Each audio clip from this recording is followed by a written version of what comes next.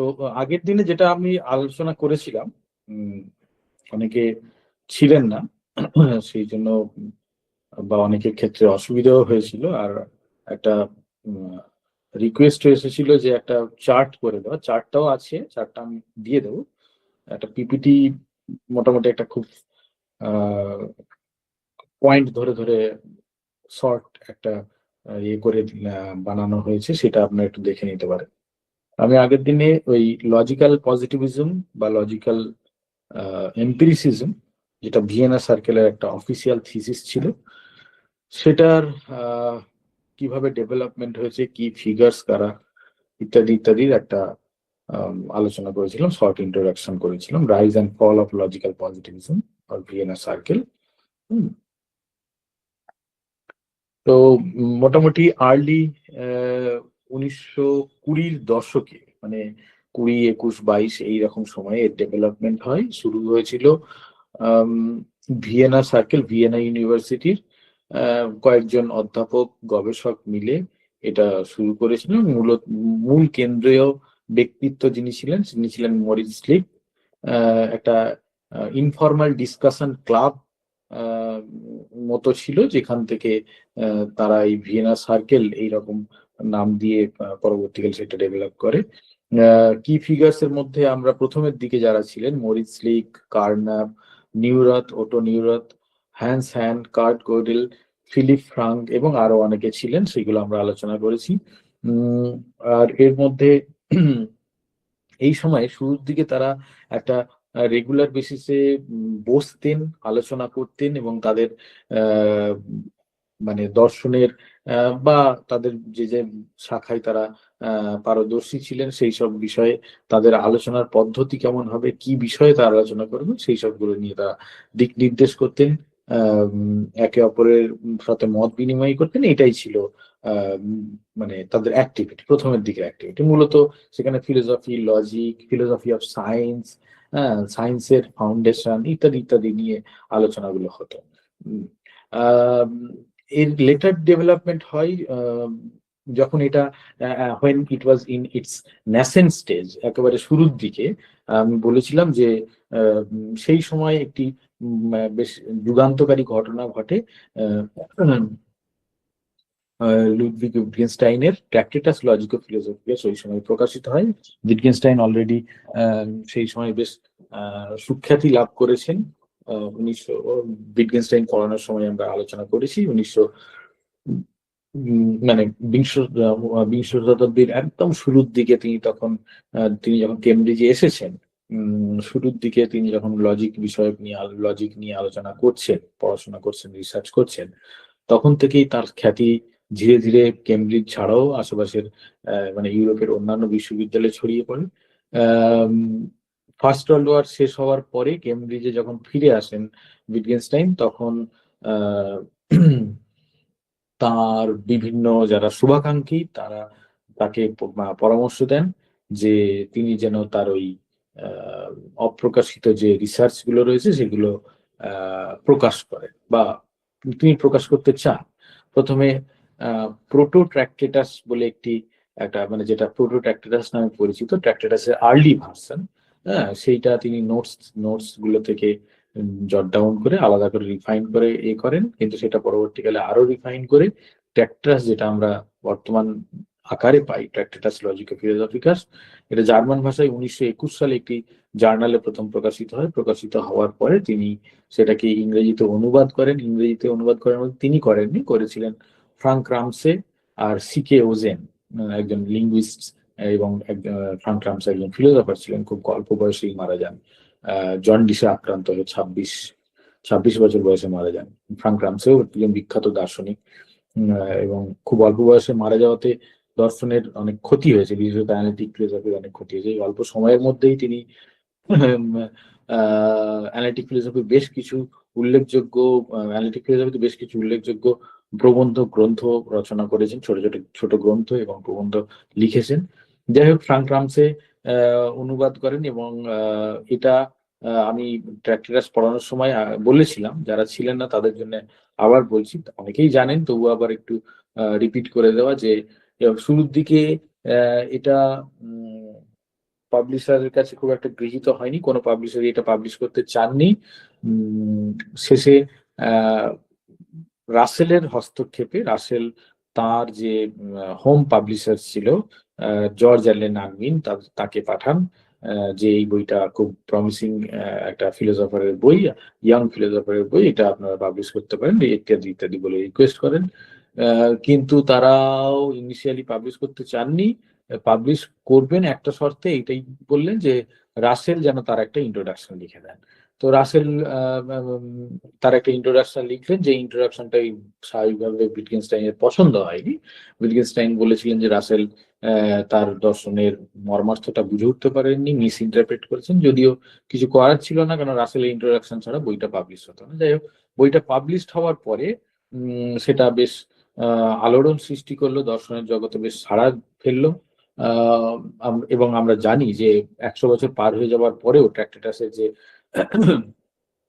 আবেদন রয়েছে দর্শনের ছাত্রছাত্রী, দর্শনের গবেষক এবং দার্শনিকদের কাছে, হ্যাঁ, এবং ট্র্যাক্টেটাস পরবর্তীকালে আমরা এটাও জানি যে ট্র্যাক্টেটাস মানে উইটগেনস্টাইন পড়ার সময় আমরা আলোচনা করেছিলাম আগের ফেজেতে, যে কিভাবে ট্র্যাক্টেটাসের যুক্তিগুলোকে উইটগেনস্টাইন তার পরের দিকের রচনাতে খণ্ডন করেছেন, অস্বীকার করেছেন, ইনসাফিসিয়েন্ট বলেছেন। তৎসত্ত্বেও মানে একরকম তিনি পরিত্যাগ করেছেন বলা যেতে পারে, কিন্তু তৎসত্ত্বেও 100 বছর পরেও ট্র্যাক্টেটাসের যে চার্ম সেটা কিন্তু হারিয়ে যায়নি। এখনো পর্যন্ত ট্র্যাক্টেটাসের বিবিধ বিষয় নিয়ে, ট্র্যাক্টেটাসের অন্তর্গত বিবিধ বিষয় নিয়ে যুক্তিবিজ্ঞান, ভাষা, ভাষা ভাষার দর্শন, যুক্তিবিজ্ঞানের দর্শন, এমনকি এথিক্স, এস্থেটিক্স,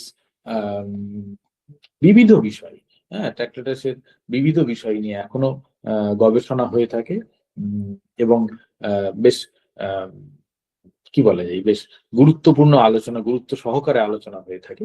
তো যাই হোক, ট্র্যাক্টেটাসটা যখন প্রকাশিত হলো তখন দেখা গেল যে এই ভিয়েনা সার্কেলের মেম্বার্সরা তারা কিন্তু ট্র্যাক্টেটাস খুব সাদরে গ্রহণ করলে এবং ট্র্যাক্টেটাসকে একরকম বলা যেতে পারে তাদের একটা দলিল হিসাবে গ্রহণ করলেন। হ্যাঁ, এবং ট্র্যাক্টেটাসের যে যে থিমটা ছিল, যে ধরনের দর্শন তিনি রচনা করতে চেয়েছিলেন, সেইটাকে তারা খুব খুব মানে সাদরে গ্রহণ করলেন এবং তাদের দর্শনের সাথে বেশ সাযুজ্যপূর্ণ মনে করলেন। এবং ট্র্যাক্টেটাসে তাদের যে নিয়মিত মিটিং হতো, সেই মিটিং এ ট্র্যাক্টেটাসকে ধরে ধরে পড়া হতো, হ্যাঁ, রিডিং বিটুইন দ্য লাইনস একেবারে ধরে ধরে পড়া হতো। উইটগেনস্টাইন ভিয়েনা সার্কেলের সাথে ক্লোজ কন্ট্যাক্টে ছিলেন, বিশেষত মরিস লিকের সাথে, মানে এবং ফ্রেডরিক ওয়াইজম্যানের সাথে তিনি সরাসরি যোগাযোগ রাখতেন। যদিও তিনি formal member of that Vienna, of that circle, he was never a formal member of that circle, কিন্তু তিনি যোগাযোগ রাখতেন। যাই হোক, এবং ট্র্যাক্টেটাসকে যেভাবে লজিক্যাল পজিটিভিস্টরা ব্যবহার করেছিলেন সেটাও যে উইটগেনস্টাইন পুরোটা মেনে নিয়েছেন তা নয়। উইটগেনস্টাইনের ট্র্যাক্টেটাসের অন্য ইন্টেনশন আছে, সেটাই তিনি বারবার দেখাতে এসেছেন। যাই হোক, সেই আলোচনাতে আমরা যাচ্ছি না। যদি আমরা ট্র্যাক্টেটাসের একদম শুরুর দিকে প্রিফেস যখন পড়িয়েছিলাম, সেই প্রিফেসটা মনে করার চেষ্টা করি, সেই আলোচনাটা কিভাবে লজিক্যাল পজিটিভিজমে খুব ভীষণভাবে রিফ্লেক্টেড হয়েছে সেটা আমরা দেখতে পাবো। প্রিফেস পড়ার সময় আমরা পেয়েছিলাম যে সেখানে প্রিফেসে অথর বলছেন যে তিনি থটের একটা বাউন্ডারি টানতে চান। তিনি তার গ্রন্থে, ট্র্যাক্টেটাস লজিকো-ফিলোসফিকাস গ্রন্থে থটের একটা বাউন্ডারি টানতে চান। এটা বলার পরেই ঠিক তারপরের সেন্টেন্সেই, মানে ওই সেন্টেন্সেই শেষ না হতে হতেই তিনি বললেন যে বরং থটের নয়, থট যেটা দ্বারা এক্সপ্রেস হয় সেটার বাউন্ডারি টানতে চান, অর্থাৎ ল্যাঙ্গুয়েজের বাউন্ডারি টানতে চান। কেননা থটের বাউন্ডারি টানাটা যায় না, থটের বাউন্ডারি টানাটা একটা ইম্পসিবল টাস্ক। ইম্পসিবল টাস্ক কি কারণে? যে থটের বাউন্ডারি টানতে গেলে যেটা আনথিঙ্কেবল সেটাকেও থিঙ্ক করতে হয়, সেটাও চিন্তা করতে হয়। এটা আমরা ট্র্যাক্টেটাস পড়ার সময় প্রিফেসটাকে একবারে ধরে ধরে পড়েছিলাম। আপনাদের কাছে যদি ট্র্যাক্টেটাস থাকে একবার খুলে দেখে নেবেন, প্রিফেসে উনি বলছেন এই কথাটা একবার স্পষ্টভাবে বলেছেন। এখন চিন্তার বাউন্ডারি কেন টানতে পারা যায় না? আমরা সেই সময় আলোচনা করেছিলাম যে চিন্তা বাউন্ডারি টানা, একটা লিমিটেশন ড্র করা বা একটা সীমারেখা অঙ্কন করা। সীমারেখা অঙ্কন করতে গেলে সীমারেখার দুই পাশে কি আছে সেই সম্বন্ধে আমাদের বোধ থাকতে হয়। অর্থাৎ যখন আমরা কোনো কিছু সীমারেখা, যেমন আমরা জমির সীমারেখা টানি, হ্যাঁ, তো এই সীমারেখা যখন টানি তখন আমার জমিতে আমি আমি আমি বাউন্ডারি করে দিলাম। তার মানে আমাকে জানতে হয় যে কত দূর পর্যন্ত আমার জমি আছে এবং কার পরে গিয়ে আমার জমি নেই, কোন জায়গার পরে গিয়ে আমার জমি নেই। হ্যাঁ, অর্থাৎ ওই বাউন্ডারির ওই পারেটাও আমাকে জানতে হয়। এখন যখন বাউন্ডারিটা চিন্তার হয়ে যায় তখন এই বাউন্ডারি টানাটা এই কারণেই মুশকিল হয়ে যায় যে চিন্তার বাউন্ডারি আমরা কোথাও একটা টানলাম, টেনে নিয়ে বললাম যে এই পর্যন্ত আমরা চিন্তা করতে পারি এবং এর বাইরে গিয়ে চিন্তা করতে পারি না। এইটা বলা মানে যে বাউন্ডারির বাইরে যেটা রয়েছে সেটাকে আমরা যতক্ষণ না জানতে পারছি, সেটা যে চিন্তা করতে পারি না এটা বলতেও পারি। তার মানে সেটাকে আমাদের চিন্তা করতে হচ্ছে। তাই তাহলে কি দেখা যাচ্ছে, যেটা চিন্তা করা যায় না সেটাকেও চিন্তা করতে হচ্ছে, তবেই আমরা বাউন্ডারিটা টানতে পারি। তাহলে ইন দ্যাট কেস আমরা বলতে পারি যে বাউন্ডারিটা ওখানে শেষ হয়নি, বাউন্ডারিটা ওই তারপরে শেষ হবে।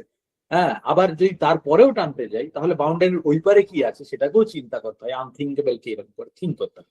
So either it would be a infinite task, infinite regress, কোনোদিনই শেষ হবে না, কোথাও বাউন্ডারি টানতে পারবো না, অথবা এটা হবে একটা ইম্পসিবল টাস্ক। ইনফ্যাক্ট এটা ইম্পসিবল টাস্ক, মানে যে কোনো ভাবেই দেখি না কেন এটাকে এইভাবে আমরা বাউন্ডারিটা যেটা আনা যায় না সেটা দেখে নিই। যাই হোক, এই যে প্রসেসটা, এইটা এইটা একটা তারপরে তিনি বললেন যে এটা ল্যাঙ্গুয়েজের বাউন্ডারিটা। ল্যাঙ্গুয়েজের বাউন্ডারিটা আনা মানে কি, ল্যাঙ্গুয়েজে কোনটা মিনিংফুলি এক্সপ্রেস করা যায় আর কোনটা মিনিংফুলি এক্সপ্রেস করা যায় না তার বাউন্ডারি। তাহলে অর্থপূর্ণ ভাষা এবং অর্থহীন ভাষার আমরা বাউন্ডারি টানতে পারি। সেইটা সেই ট্র্যাক্টেটাসের এই থিমটা লজিক্যাল পজিটিভিস্টদের কাছে খুব খুব মানে সমাদৃত হয়েছিল এবং তারা এটা খুব সাদরে গ্রহণ করেছিলেন। হ্যাঁ, তারা এই এই অ্যাপ্রোচটাকে নিলেন যে কিভাবে আমরা দর্শনের জগতে অর্থপূর্ণ আলোচনা করতে সীমাবদ্ধ থাকতে পারি, অর্থপূর্ণ আলোচনা করতে পারি। এবং তারা আমি আগের দিন যেমন বলেছিলাম যে অর্থপূর্ণ আলোচনার ক্ষেত্রে তারা ওই বললেন যে যেগুলো লজিক ম্যাথমেটিক্স এর আলোচনা, অর্থাৎ অ্যানালিটিক আলোচনা, অ্যানালিটিক প্রপোজিশন, সেগুলো মিনিংফুল, অ্যানালিটিক ডিসকোর্সটা মিনিংফুল হবে। আর কি, এম্পিরিক্যাল ওয়ার্ল্ড সম্বন্ধে যে বাক্য সেইটা, অর্থাৎ এম্পিরিক্যাল ওয়ার্ল্ড সম্বন্ধে আমাদের সাধারণ বাক্য হতে পারে বা সায়েন্সের বাক্য হতে পারে, সেইগুলো মিনিংফুল। এগুলো বাদ দিয়ে আর কোনো মিনিংফুল ডিসকোর্স নেই। তাহলে এম্পিরিক্যাল ডিসকোর্স আর অ্যানালিটিক্যাল ডিসকোর্স, এই দুটো বাদ দিয়ে আর কোনো মিনিংফুল ডিসকোর্স থাকতে পারে না। তাহলে মিনিংফুলকে যদি আমরা করতে চাই তাহলে এটা মিউচুয়ালি এক্সক্লুসিভ দুটো সেট।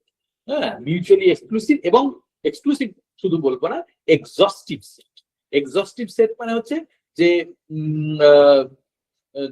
মিউচুয়ালি এক্সক্লুসিভ এই অর্থে যেগুলি অ্যানালিটিক হবে সেগুলো এম্পিরিক্যাল হবে না, যেগুলি এম্পিরিক্যাল হবে সেগুলো অ্যানালিটিক হবে না। মানে এম্পিরিক্যালের কোনো মেম্বারই অ্যানালিটিকে নেই, অ্যানালিটিকের কোনো মেম্বার এম্পিরিক্যাল নেই। তাহলে মিউচুয়ালি এক্সক্লুসিভ হলো, একে অপরকে এক্সক্লুড করলো।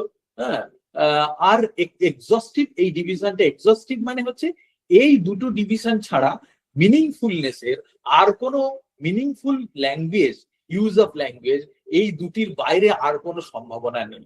মানে কোনো কিছু যদি মিনিংফুল হয় সেটা অবশ্যই অ্যানালিটিক হবে, বিশ্লেষক অর্থে মিনিংফুল হবে, অর্থপূর্ণ হবে, অথবা সেটা এম্পিরিক্যাল অভিজ্ঞতা ভিত্তিক অর্থে মিনিংফুল হবে। এই দুটো অর্থ ব্যতীত আর কোনো সম্ভাবনা নেই। এইভাবে এক্সস্টিভ তারা দেখিয়েছে।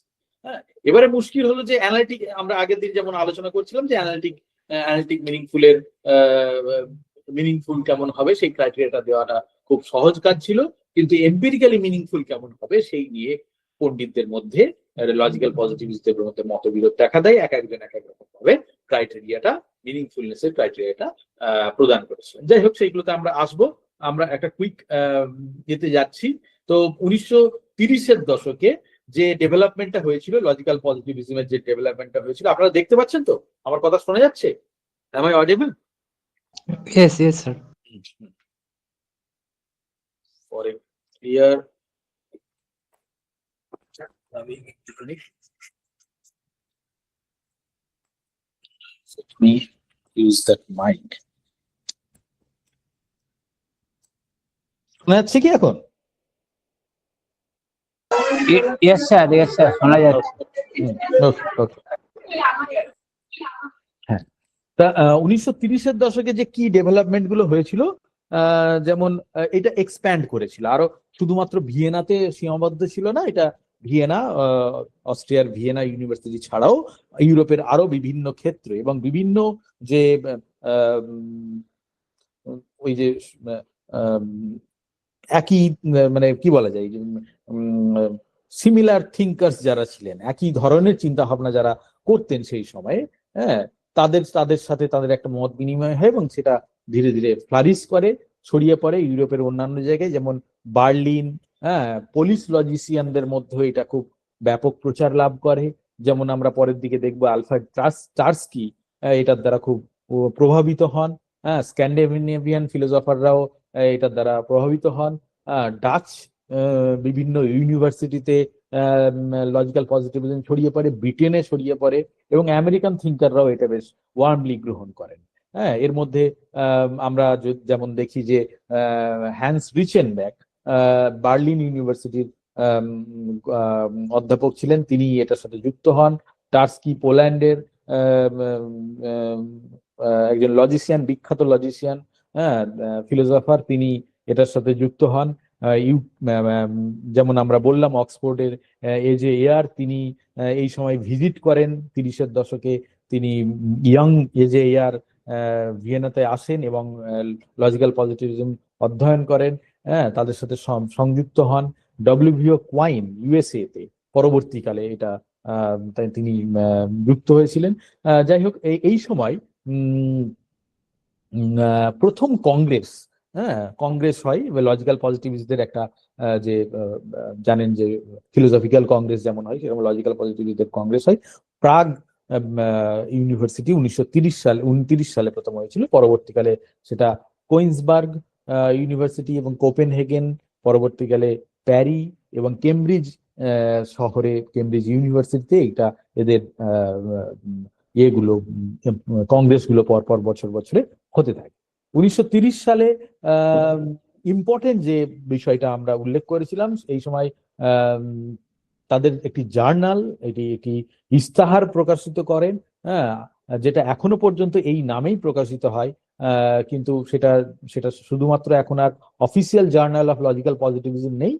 সেটারই আপনারা এখানে চিত্র দেখতে পাচ্ছেন। আর্কেনটিন্স বলে একটি জার্নাল প্রকাশিত হয়, যেটা কার্নাপ এবং রিচেনব্যাক এই দুজনে এডিট করেন। হ্যাঁ, এইটা প্রথম প্রকাশিত হয়, যেটা পরবর্তীকালে জার্নাল অফ ইউনিফাইড সায়েন্স নামে নামকরণ করা হয়েছিল পরের দিকে। 1930-এর দশকে উল্লেখযোগ্য ঘটনা যেটা আমরা বললাম যে এজে এয়ার, তিনি ভিয়েনাতে ভিজিট করেন এবং ভিয়েনাতে ছিলেন 32 থেকে 33 এরকম সময়ে তিনি অক্সফোর্ড থেকে ভিয়েনাতে যান। এই সময় তিনি মরিস স্লিক এবং অন্যান্য ভিয়েনা সার্কেলের অন্যান্য মেম্বারের সাথে সরাসরি যুক্ত ছিলেন। তিনি লজিক্যাল পজিটিভিজমে খুব মানে গুরুত্ব সহকারে পড়েছিলেন।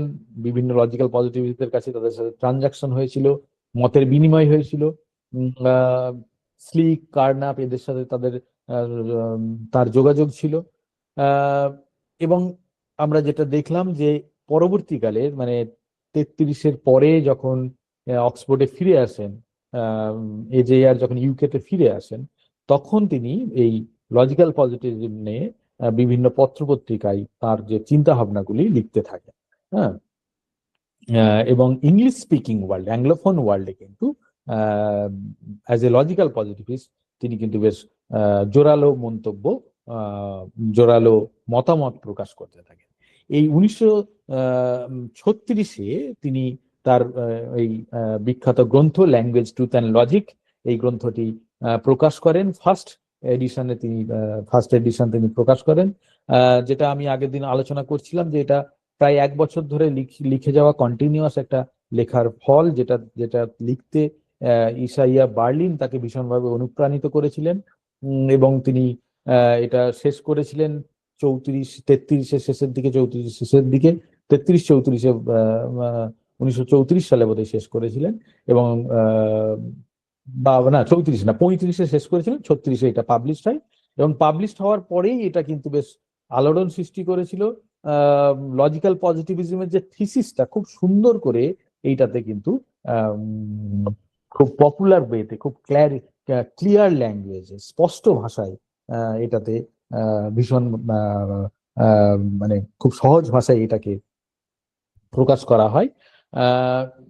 এই 1936 সালে আরেকটা ইম্পর্টেন্ট ঘটনা ঘটে, খুব দুঃখজনক ঘটনা, হতাশাজনক ঘটনা ঘটে। Moritz Schlick was murdered by his student in the ইউনিভার্সিটিতে মরিস স্লিক যখন ঢুকছিলেন, এই সময় 36-এর মানে 33-34-এর পর থেকে কিন্তু নাৎসি পার্টির উত্থান হচ্ছে। হ্যাঁ, সেকেন্ড ওয়ার্ল্ড ওয়ারের ঠিক আগে আগে নাৎসি পার্টির উত্থান হচ্ছে জার্মানিতে। হ্যাঁ, এবং সেই সময় নাৎসি পার্টি স্বাভাবিকভাবে জানেন, আপনারা সব জানেন যে তারা কিভাবে ইয়াং স্টুডেন্ট থেকে শুরু করে একেবারে মানে মানে জার্মান নিবাসী যারা ছিলেন তাদের প্রত্যেকেরই কিভাবে চিন্তা ভাবনাকে পরিবর্তিত করার চেষ্টা করেছিল, মগজ ধোলাই করার চেষ্টা করেছিল। এবং তারই ফলে মরিস লিকেরই এক স্টুডেন্ট, হ্যাঁ তারই স্টুডেন্ট, তাকে ইউনিভার্সিটির মানে ওই ইউনিভার্সিটির মধ্যেই তিনি যখন আসছিলেন তাকে গুলি করে তাকে হত্যা করে। এবং খুব কম বয়সে 50-55 বছর বয়সে মরিস লিক নিহত হন। এবং স্বাভাবিকভাবে নিহত হওয়ার ফলে এবং শুধু তাই নয়, একটা আরো আনফরচুনেট ঘটনা, যেটা যখন অফিসিয়াল সেটা একটা অবিচুয়ারি প্রকাশিত হয়, যখন একটা কি বলে স্মরণিকা প্রকাশিত হয়, হ্যাঁ অফিসিয়াল অবিচুয়ারি এমন ভাবে প্রকাশ করা হলো যে অ্যাজ ইফ যে he ought to die for his preaching of logical positivism. মানে মানে এটা একটা পলিটিক্যাল ক্লাস হয়ে গেছে। তিনি এমন একটা পলিটিক্যাল চিন্তা ভাবনা প্রিচ করছিলেন যার ফলে স্টুডেন্টদের সেটা পছন্দ হয়নি, স্টুডেন্ট তাকে হত্যা করেছে। মানে একটা পলিটিক্যাল ক্লাস হিসেবে দেখিয়ে দেওয়া হয়। হ্যাঁ, মানে লেস সিম্প্যাথেটিক ওয়েতে সেটাকে রিপ্রেজেন্ট করা হয়। যাই হোক, মরিস লিকের মৃত্যুটা সত্যি খুব আনফরচুনেট, কারণ মরিস লিক অ্যাকচুয়ালি অ্যানালিটিক ফিলোসফিতে যে মেজর ডেভেলপমেন্ট গুলো হয়েছে, যেভাবে যে চিন্তা ভাবনা গুলো হয়েছে, তার অন্যতম স্তম্ভ, হ্যাঁ বিংশ শতাব্দীর দার্শনিকদের মধ্যে অন্যতম স্তম্ভ ছিল তার লেখাজোকাগুলো। তিনি সেই স্তম্ভ হিসেবে কাজ করেছেন। তো এটা খুব দার্শনিক মহলে খুব মানে শোকের ছায়া নেমে আসে। তার ফলে এবং তার পরে পরে নাৎসি পার্টির অত্যাচারের ফলে বিভিন্ন দার্শনিক এবং বিজ্ঞানীরা তারা জার্মান এবং জার্মান অধ্যুষিত অস্ট্রিয়া এইসব জায়গা থেকে তারা ইউরোপ এবং ইউরোপের অন্যান্য যে দেশ, অর্থাৎ ইউকে ইত্যাদি ইত্যাদি জায়গায় চলে যায়, ইউএসএ তে চলে যায় অনেকে। হ্যাঁ, তো এটা একটা এবং এই ঘটনাটা লজিক্যাল পজিটিভিজমের যে ডেভেলপমেন্টটা সেটাকে কিন্তু স্থিমিত করে দেয়, একরকম বলা যেতে পারে শেষ করে দেয়। যদি এর পরেও লজিক্যাল পজিটিভিজম বেশ কিছুদিন পর্যন্ত অ্যানালিটিক ফিলোসফিতে প্রভাব বিস্তার করেছিল, মূলত কার্নাপ এবং এয়ারের সৌজন্যে। তার বিভিন্ন রচনা, কার্নাপ তার বিভিন্ন রচনার সাহায্যে লজিক্যাল পজিটিভিজমকে ডিফেন্ড করে গেছেন, লজিক্যাল পজিটিভিস্ট থিসিসকে ডিফেন্ড করে গেছেন। তো এরপরে যেটা হয়েছিল যে এই এই এই 36-এর পর থেকে ধীরে ধীরে 30-এর দশকের পর থেকে নাৎসিজম ফাসিজম যখন ধীরে ধীরে জার্মানকে গ্রাস করলো, জার্মান পুরো দেশটাকে গ্রাস করলো, তখন কিন্তু বিভিন্ন দার্শনিক যেমন কার্নাপ, ফ্রাঙ্ক, গোডেল, হেম্পেল, ফিগেল, টার্স্কি পোলিশ লজিস্ট ছিল। পোল্যান্ড যখন আক্রমণ করা হলো, তারা প্রত্যেকে ইউএসএ তে চলে গেলেন।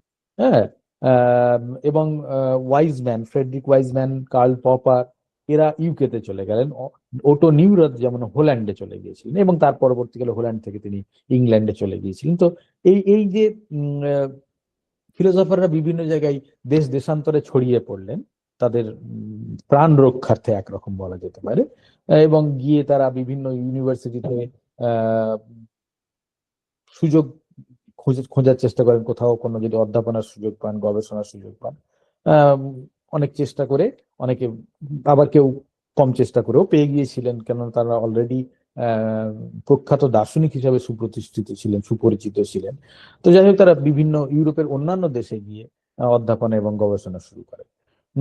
এর মধ্যে যেটা হয় যে তারা যেহেতু এই কি ফিগার্স অফ লজিক্যাল পজিটিভিজম, তারা যেহেতু অন্যান্য দেশে চলে যান, তো লজিক্যাল পজিটিভিজমের যে অফিসিয়াল পাবলিকেশনস গুলো, মানে জার্নাল গুলো বা আর যে যা কিছু আছে, সেগুলো কিন্তু তারা ওই জায়গা থেকে পাবলিশ করা শুরু করেন। যেমন ওই যে আর্কেন্টিনস যে জার্নালটা, আর্কেন্টনিস যে জার্নালটা, এটা এটা হেগ থেকে পাবলিশ হয়, এবং international encyclopedia of united science যে প্রজেক্ট, সেটা চিকাগো প্রেস থেকে, ইউএস এর চিকাগো প্রেস থেকে পরবর্তীকালে এটা প্রকাশিত হতে থাকে। হম আহ এই যে এই এই এই পিরিয়ডটাতে একটা সুবিধা যেটা হয় যে যেটা আমরা আমরা আগের দিনে আলোচনা করছিলাম, যে ডিফিউজড হয়ে যায়, চারিদিকে ছড়িয়ে পড়ে।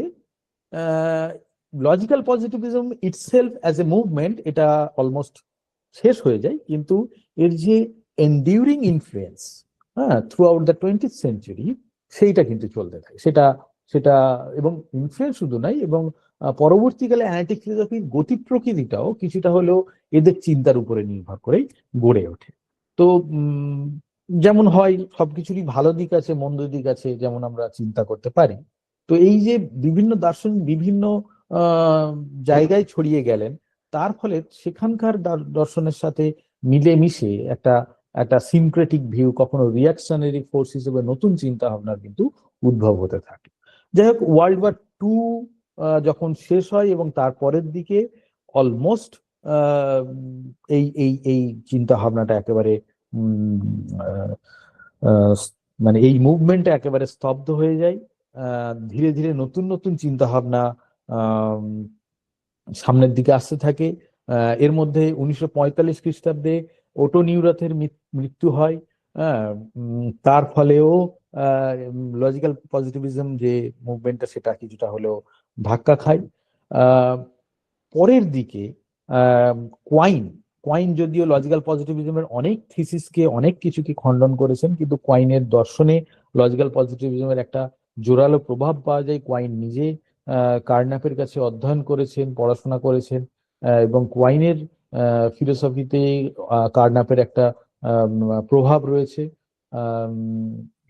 Nagel, Alvin Goldman, sorry Goodman, air, এরা এরা এবং উইটগেনস্টাইনের লেটার ফিলোসফি, হ্যাঁ, এরা কিন্তু এই লজিক্যাল পজিটিভিজমের দ্বারা বিভিন্নভাবে অনুপ্রাণিত হয়েছিল, এবং লজিক্যাল পজিটিভিজম অলমোস্ট ডেড হয়ে গেলেও এদের চিন্তা ভাবনার মাধ্যমে কিন্তু জীবিত ছিল।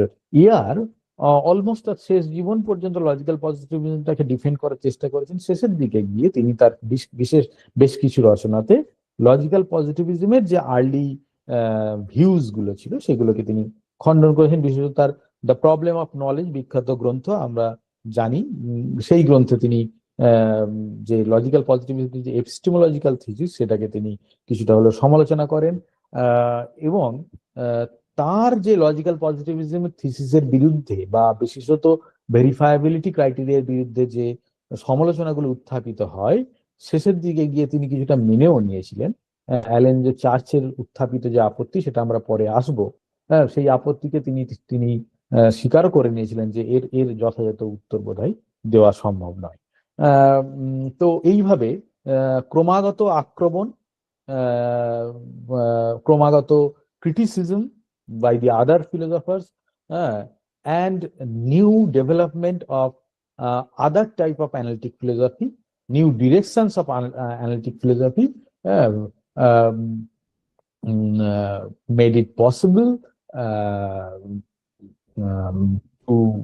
to logical positivism its end or cessation of logical positivism, made it possible the cessation of logical positivism, এটা আমরা বলতে পারি।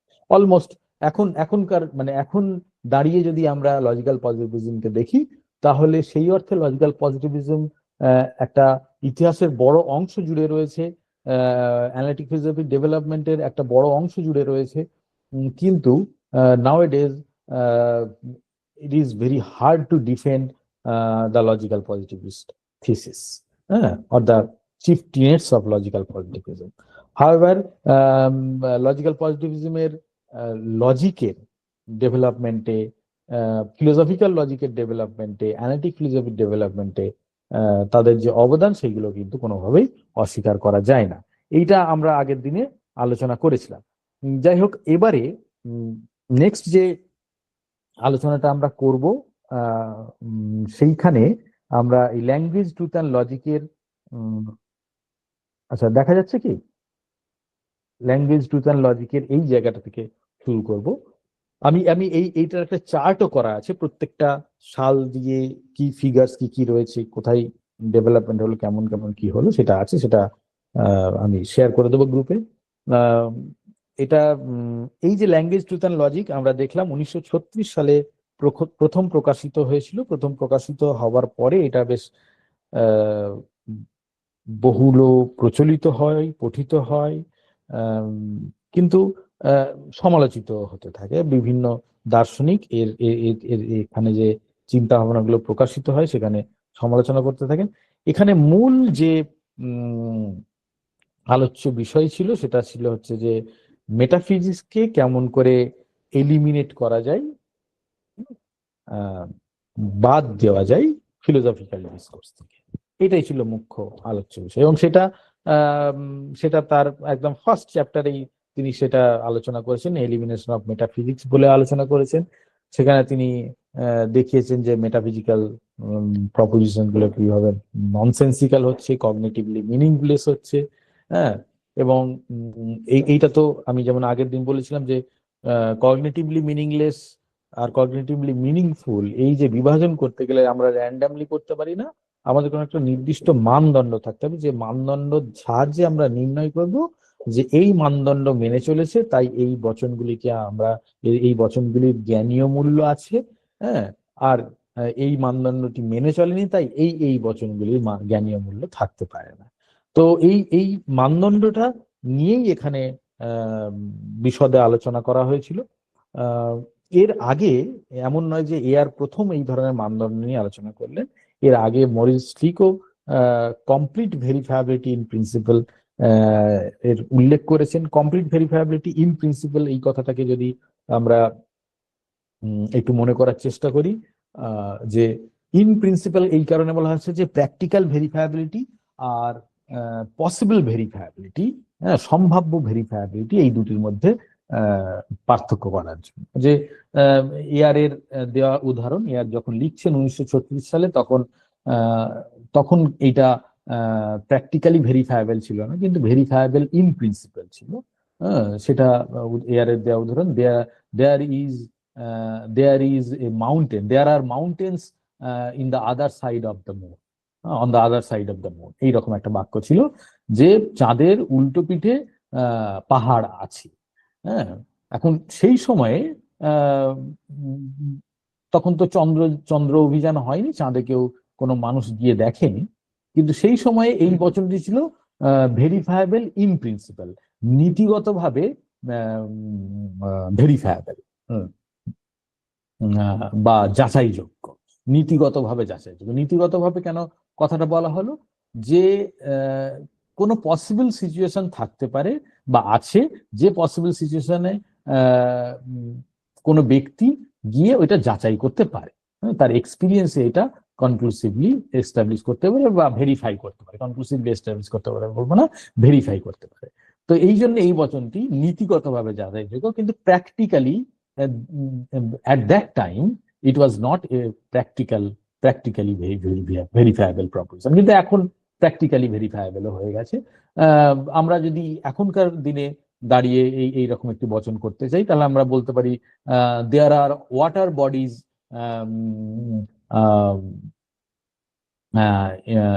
on Mars, হ্যাঁ, যে মঙ্গল গ্রহে ওয়াটার বডি আছে। হ্যাঁ, এই বচনটি ভেরিফায়েবল ইন প্রিন্সিপাল, আজকের দিনে দাঁড়িয়ে, কেননা মঙ্গল গ্রহে ওয়াটার বডি আছে কিনা, ওয়াটার আছে কিনা সেইটা যাচাই করার প্র্যাকটিক্যালি পসিবল নয়। কিন্তু ভেরিফায়াবিলিটি ক্রাইটেরিয়ার ক্ষেত্রে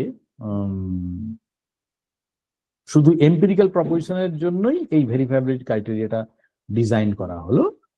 কেননা এর আগে আমরা আলোচনা করেছি যে there are two exhaustive and mutually exclusive sets. One is analytically verifiable, other is empirically analytically meaningful and empirically meaningful. তাহলে মিনিংফুল এই যে হোল ডিসকোর্সটাকে আমরা দুটো মিউচুয়ালি এক্সক্লুসিভ সেটেতে ভাগ করতে পারছি। একটা হচ্ছে একটা বললাম হচ্ছে এম্পিরিক্যালি মিনিংফুল, অর্থাৎ এম্পিরিক্যাল বচনগুলো যেগুলো হবে, অভিজ্ঞতা ভিত্তিক বচনগুলো যেগুলো হবে, সেটা সায়েন্সের বচনও হতে পারে, আর আমাদের দৈনন্দিন জীবনের অভিজ্ঞতা ভিত্তিক বচনও হতে পারে। আদার সাইডে রয়েছে আদার যে সেটটা, সেটা হচ্ছে তোমার বা আপনাদের অ্যানালিটিক্যালি মিনিংফুল। অ্যানালিটিক্যালি মিনিংফুল জাজমেন্টকে বা জাজমেন্ট বলো, অ্যানালিটিক্যালি মিনিংফুল সেন্টেন্স বা প্রপোজিশন, সেন্টেন্স প্রপোজিশন আপাতত পার্থক্য করছি না।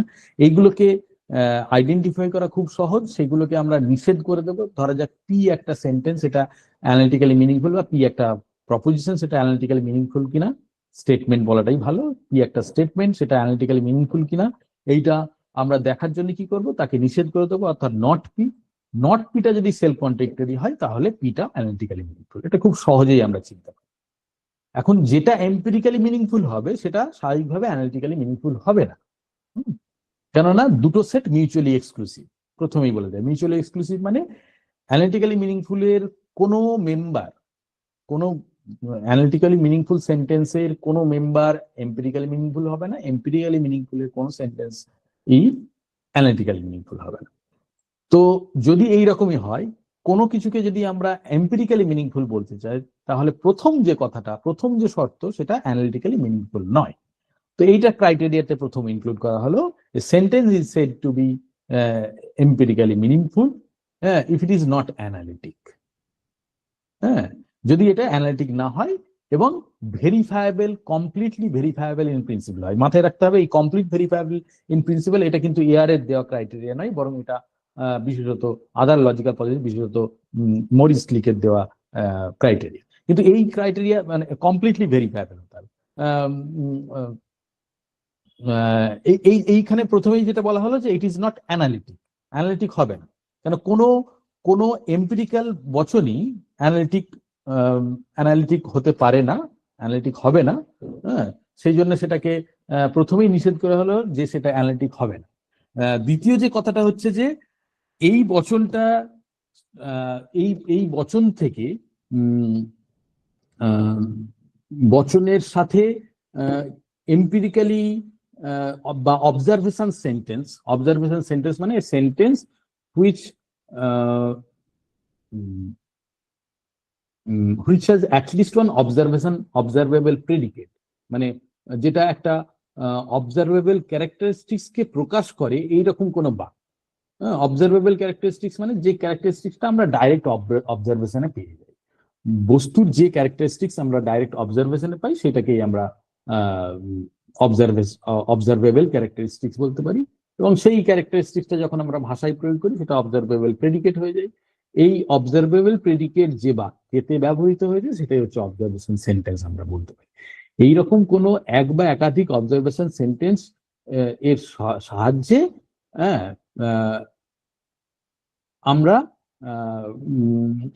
এই বস্তুটিকে কনক্লুসিভলি এস্টাবলিশ করতে পারি ইন আওয়ার এক্সপিরিয়েন্স। এই যে কনক্লুসিভলি এস্টাবলিশ করা, এই জায়গাটাই একটুখানি মানে পরবর্তীকালে লজিক্যাল পজিটিভিস্টরা এই জায়গাটাই মানে সমস্যার মধ্যে পড়েছেন, বিশেষত এআর এই কারণেই এই জায়গাটায় বাদ দিচ্ছেন। আমি এআর এর ক্রাইটেরিয়াতে আসবো বলে মরিস লিকের ক্রাইটেরিয়াটা জাস্ট ছুঁয়ে যাচ্ছি। কমপ্লিট ভেরিফায়াবিলিটির ক্রাইটেরিয়ার ক্ষেত্রে যেটা হচ্ছে যে সেখানে দেখা যাচ্ছে যে কোন একটা সেন্টেন্স বা স্টেটমেন্ট সেটা ভেরিফায়েবল হবে যদি সেটা আমাদের এক্সপিরিয়েন্সে কনক্লুসিভলি এস্টাবলিশ। কনক্লুসিভলি মানে যেটা সম্পূর্ণভাবে যাচাইযোগ্য হচ্ছে। কনক্লুসিভ অর্থে মানে যার যাচাই করার বা যেটাকে মিথ্যা বলে আর আমি প্রমাণ করতে বা মিথ্যাত্বটাও আমি প্রমাণ করতে পারি, কিন্তু সেই মিথ্যাত্বটাও সম্পূর্ণভাবে প্রতিষ্ঠিত হচ্ছে, সুনির্দিষ্টভাবে প্রতিষ্ঠিত হচ্ছে। কনক্লুসিভ কথাটার অর্থ এইরকম ভাবে আমরা বুঝতে পারি। হ্যাঁ, তো এইটা এইটা স্বীকার করে নিলে যেটা হয়, ইউনিভার্সাল প্রপোজিশন গুলো এবং হাইপোথিসিস, এম্পিরিক্যাল হাইপোথিসিস গুলো কখনোই কিন্তু কনক্লুসিভলি এস্টাবলিশ হতে পারে না। তাই ইউনিভার্সাল প্রপোজিশনস গুলোকে কিন্তু আমরা ভেরিফায়েবল বলতে পারবো না, তাই মিনিংলেস হয়ে যাবে। তো এটা করতে গিয়ে মরিসলি খুব স্ট্রিক্টলি একটা এবং কেউ কেউ এটাকে খুব স্ট্রিক্টলি ফলো করেছেন, কেউ কেউ বলছেন যে ইউনিভার্সাল প্রপোজিশন বলে কিছু হয়, হ্যাঁ, সেগুলো এই অর্থে মিনিংলেস হবে না। সেগুলো ওই মানে কি বলা যায়, পার্টিকুলার প্রপোজিশন, এক্সিস্টেন্সিয়াল প্রপোজিশন, সেগুলোই একমাত্র মিনিংফুল হবে। হ্যাঁ, কেননা ইউনিভার্সাল প্রপোজিশন গুলো কখনোই কিন্তু আমরা কনক্লুসিভলি একেবারে সর্বাধিক নিশ্চয়তার সাথে সেটাকে প্রতিষ্ঠিত করতে পারি না। যেমন ধরা যায় যে সব মানুষ হয় মরণশীল, এটা তো আমরা কোনোদিনই সুনিশ্চিত ভাবে প্রতিষ্ঠা করতে পারবো না। এখানে তো সবসময় একটা ওপেন পসিবিলিটি থেকে যায়, মিথ্যা হওয়ার পসিবিলিটি থেকে যায়। তো কোনো অভিজ্ঞতাই এই ধরনের বচনকে, সামান্য বচনকে সুনির্দিষ্ট ভাবে, সুনিশ্চিত ভাবে সুপ্রতিষ্ঠিত করতে পারে না, বা সত্যতাটাকে প্রতিষ্ঠিত করতে পারে না। তাহলে ইউনিভার্সাল প্রপোজিশন গুলো বাদ চলে যাচ্ছে। এবং ইয়ার যে কারণে বাদ দিলেন, যেটাতে আমরা আসবো, ইয়ার যে কারণে বিশেষ করে বাদ দিলেন, ইয়ার বলছেন যে আমাদের বেশিরভাগ বচন, আমরা দৈনন্দিন জীবনে যে বচনগুলি ব্যবহার করি, সেগুলো এই ক্রাইটেরিয়ার দ্বারা মিনিংলেস হয়ে যাবে। কিভাবে মিনিংলেস হবে? তিনি বলছেন যে এম্পিরিক্যাল বচনগুলো, আমরা দৈনন্দিন জীবনে যে এম্পিরিক্যাল বচনগুলো ব্যবহার করি, সবই হচ্ছে এম্পিরিক্যাল হাইপোথিসিস। এখন হাইপোথিসিস আমরা জানি যে হাইপোথিসিস মানে ওই প্রকল্প। তাহলে অভিজ্ঞতা ভিত্তিক প্রকল্প, যে কোনো প্রকল্পই কিন্তু আমরা কোনোদিনই সুনিশ্চিত ভাবে অভিজ্ঞতায় প্রতিষ্ঠা করতে পারবো। একটা সহজ উদাহরণ দিই, যে আমার সামনের দেওয়ালটি সবুজ। হ্যাঁ, এই যে সাধারণ বাক্যটি, এটাকেও আমরা অভিজ্ঞতায় কোনোদিনই মানে সর্বোচ্চ নিশ্চয়তার সাথে এটা প্রতিষ্ঠা করতে পারবো না। কেননা এখানে আমরা যাই এভিডেন্স হিসেবে দিই না কেন, এটা তো একটা empirical hypothesis. All our empirical propositions আর এম্পিরিক্যাল হাইপোথিসিস। তো হাইপোথিসিসকে আমরা যেই এভিডেন্স দিই না কেন, যতটাই এভিডেন্স দিই না কেন, তার কিন্তু হাইপোথিসিসের মিথ্যা হওয়ার একটা সম্ভাবনা থেকেই যায়।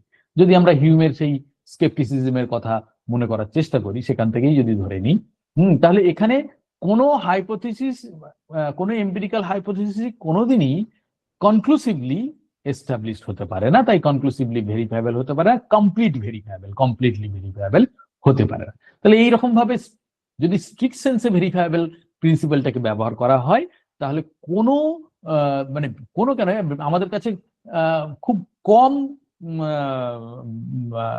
বচন থাকবে যেগুলো এইরকম ভাবে ভেরিফায়েবল হবে।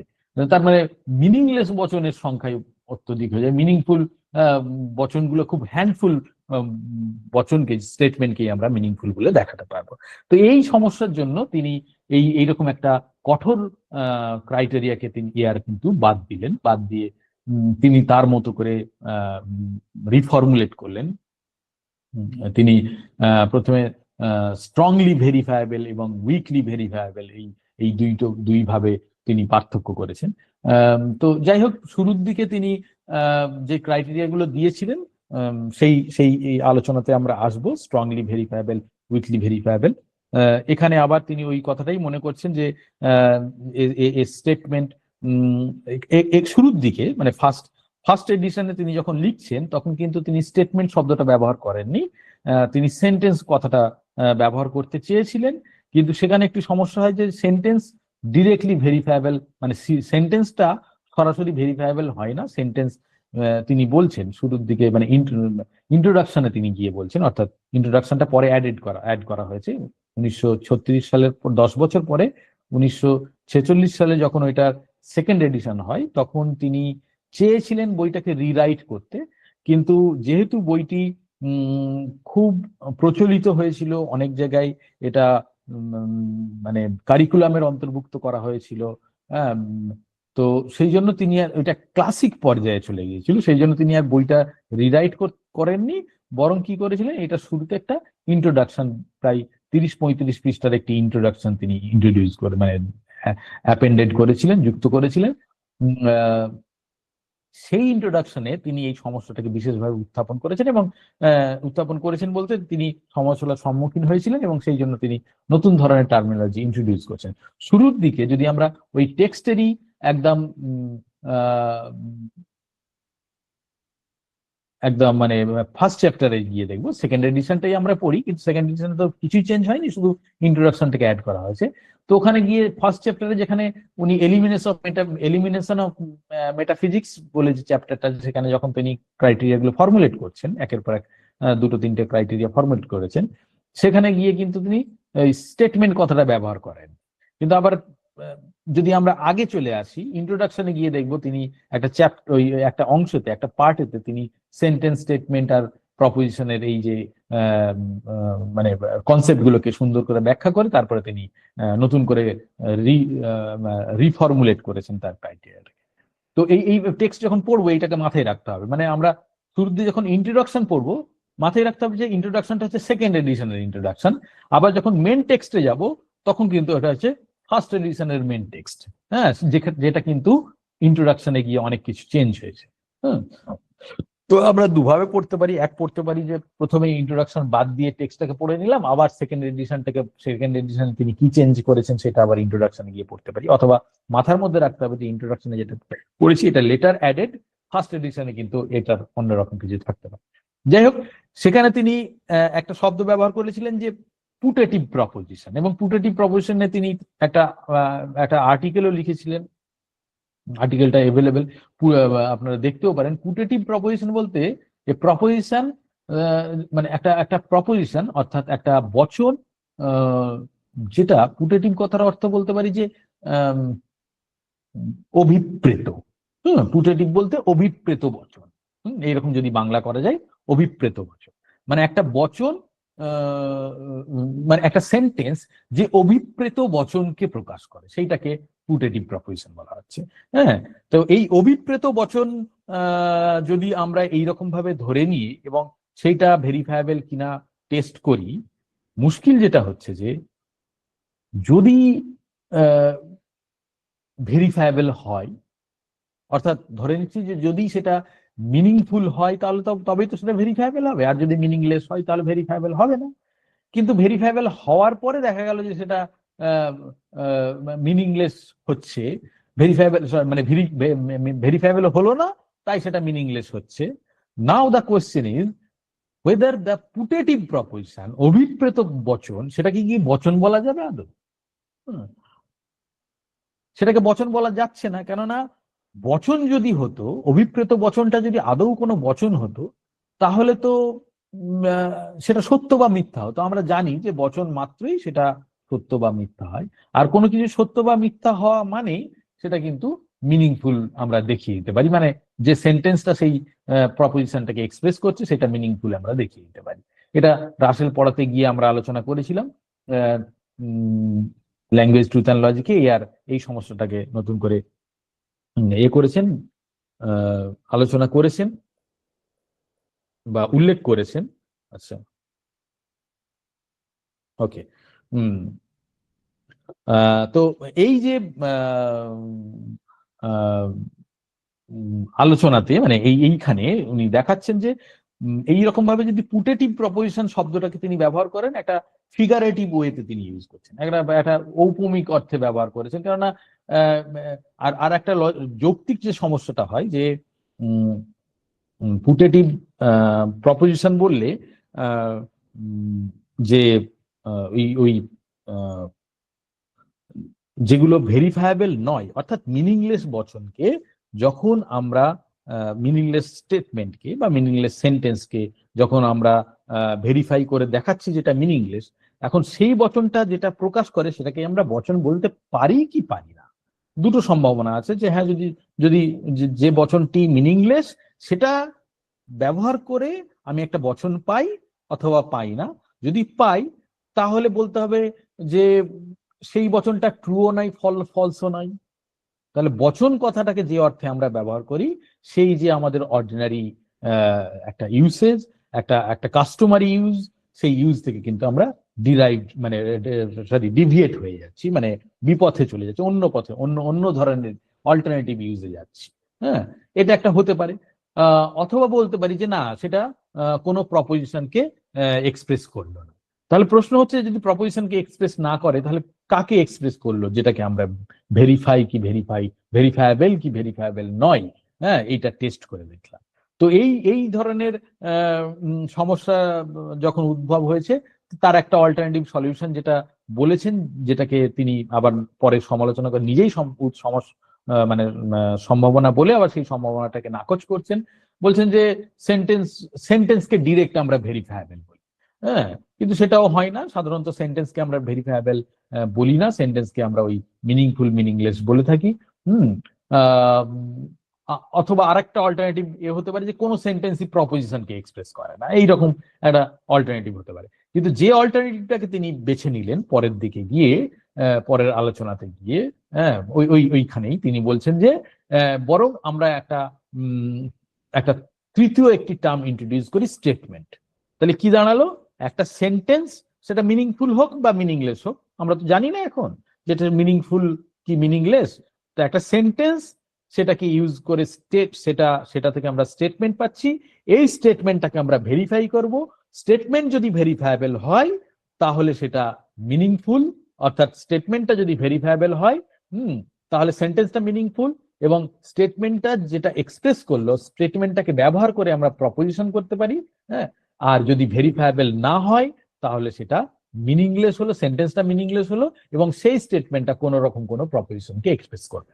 হ্যাঁ, সেই সেন্টেন্সটা দিয়ে আমরা কোন রকম কোনো প্রপোজিশন পাবো না। তাহলে এখানে একটা থার্ড এন্টিটি আনা হলো, সেন্টেন্স এক্সপ্রেস করছে স্টেটমেন্টকে, স্টেটমেন্ট ভেরিফায়েবল হলে সেটা প্রপোজিশন, স্টেটমেন্ট যদি ভেরিফায়েবল না হয় তাহলে সেটা প্রপোজিশন নয়।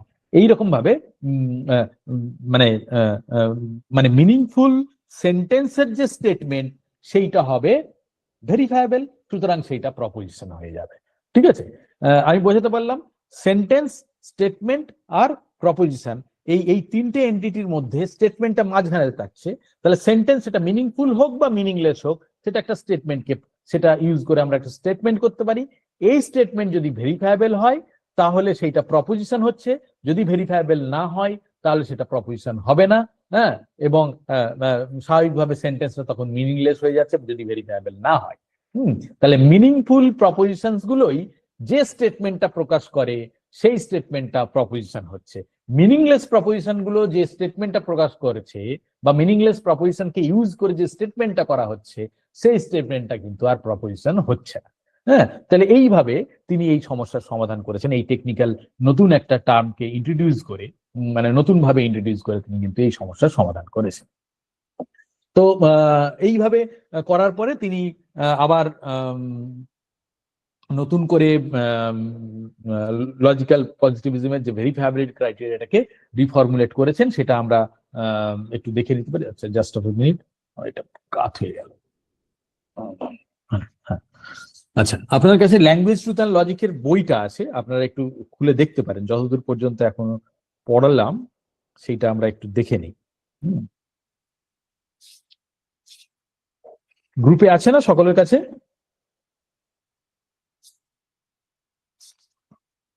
যেমন আমাদের প্ল্যান ছিল যে আমরা শুরুতেই কিছুটা পড়বো, আবার কিছুটা টেক্সট দিয়ে দেখে নেব, টেক্সটের মধ্যে দেখে নেব, রিড আউট করবো, যাতে করে আমাদের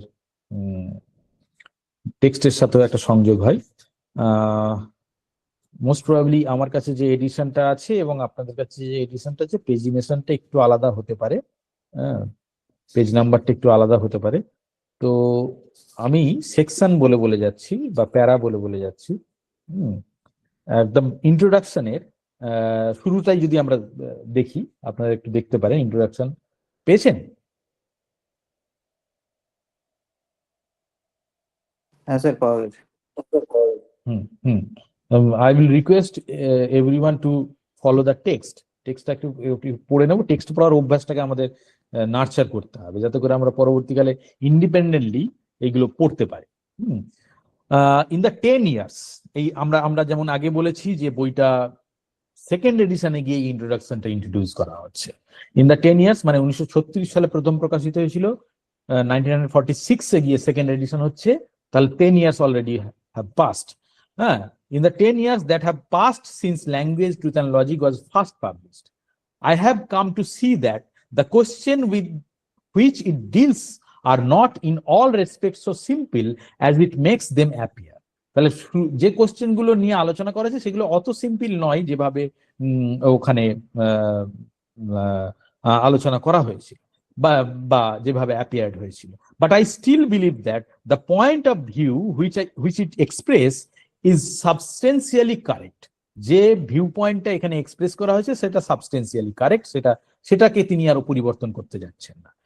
মেন যে ভিউটা, চিফ যে থটটাকে, সেটা কিন্তু তিনি পরিবর্তন করতে চাচ্ছেন না, বা কোশ্চেন গুলোকে তিনি রেখে দিতে যাচ্ছেন।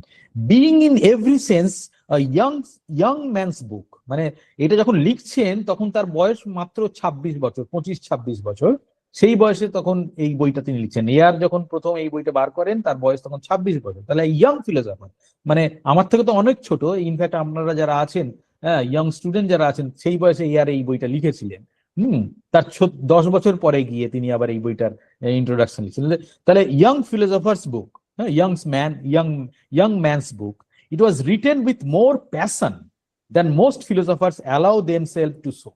তাহলে একটা প্যাশন ছিল, ইয়াংদের মধ্যে একটা প্যাশন কাজ করে না, সেই প্যাশনটা ছিল একদম খুব র্যাডিক্যাল ওয়েতে তিনি রিপ্রেজেন্ট করেছেন ওই লজিক্যাল পজিটিভিজম থিসিসটাকে। at any rate at any rate in their published work, and in while this probably helped to secure it a larger audience than it might have had otherwise, I think now that much of its argument would have been more persuasive if it had not been presented in so harsh a form. এবং এখানে তিনি খুব কর্কশ ভাষায়, মানে when Ayer was writing in this book, his language was very harsh language, মানে খুব কি বলা যায়, খুব শুষ্ক ভাষায় এই বইটা লেখা। এটা করে আমাদের সুবিধা হয় যে আমরা যারা নন নেটিভ স্পিকার তাদের ক্ষেত্রে এই বইটা পড়তে খুব সুবিধে, মানে খুবই সুবিধে। ল্যাঙ্গুয়েজ, ট্রুথ এন্ড লজিক এক নিমিষে পড়ে ফেলা যায়, খুব সহজ বই। whereas তার ম্যাচুয়ার্ড যে বইগুলো, আমি যেমন একটু আগে বললাম দ্য প্রবলেমস অফ নলেজ এর কথা যখন বললাম, তিনি খুব সুন্দরভাবে, খুব একটা বেশ মানে লিটারারি স্টাইলটাই তার চেঞ্জ হয়ে গেছে, ভাষা অনেক পরিশীলিত হয়েছে, অনেক পরিণত হয়েছে, এবং বেশ গুছিয়ে লিখছেন, স্টাইলটাই অন্যরকম হয়ে গেছে, মানে খুব পোলাইটলি বিষয়গুলোকে উপস্থাপন করছেন। হ্যাঁ, আর এখানে একদম শুষ্ক নিরস একেবারে লজিক্যাল আর্গুমেন্ট দিয়ে এই বইটাকে প্রকাশ করছে। এবং তিনি বলছেন যে এইটা যদি এরকম হার্শ ল্যাঙ্গুয়েজ যদি না হতো, বরং আরো বেশি অডিয়েন্সের কাছে পৌঁছতো, আরো বেশি এটা গ্রহণযোগ্য। তো যাই হোক, কিন্তু আমাদের পড়তে খুব একটা অসুবিধা হয় না, আমার যতদূর মনে হয়।